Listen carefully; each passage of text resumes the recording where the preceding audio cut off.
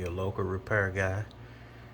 I fixed the back of my Samsung refrigerator with a faulty power box.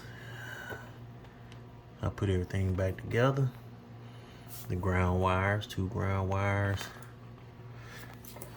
A little clip right here, as you can see.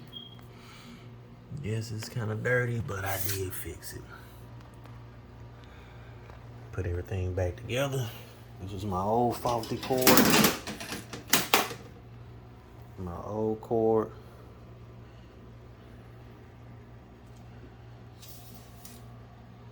Along with the new cord.